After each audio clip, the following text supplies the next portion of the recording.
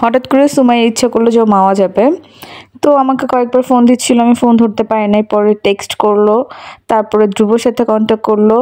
পরে হচ্ছে ধ্রুব ফার্স্টে বলে যে কুয়াশা থাকতে পারে, পরে চিন্তা করছে আচ্ছা ঠিক আছে গিয়ে দেখি। তো এটা ছিল হচ্ছে 15ই ডিসেম্বর রাতে, মানে 16ই ডিসেম্বর হয়ে গেছে, এই জন্য অনেক সাজানো গোছানো ছিল।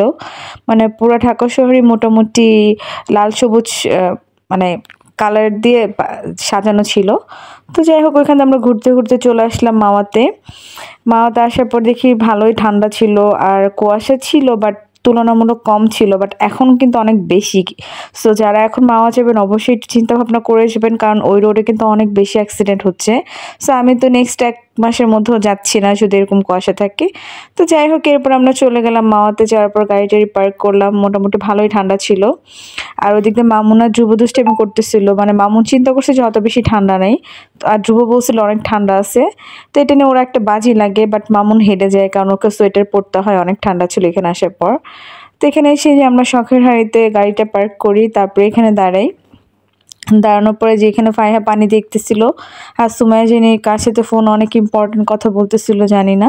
তো যাই হোক পরে চিন্তা করলাম যে আমি একটা ভিডিও করে ফেলি রিলসের জন্য, আমার রিলস করতে পারবো এই কারণে। কারণ ওই দিন আসলে আমার ভ্লগ করার জন্য ভিডিও করার কোনো ইচ্ছাই ছিল না, এই কারণে ক্লিপস অনেক কম নেওয়া হয়েছে। তারপর যখন দেখলাম যে না অনেকগুলো ভিডিও হয়ে গেছে ছোট ছোট, তো ভাবলাম যে একটা ভ্লগ করেই ফেলি। তো যাই হোক তারপর আমরা হচ্ছে একটু ঘাটপাড়ের দিকে যাই, ওখানে গিয়ে দেখলাম অনেক জমজমাট ছিল, অনেক মজা করতেছিল সবাই। তো আমরা চিন্তা করলাম যে আমরা ওখানেই বসি।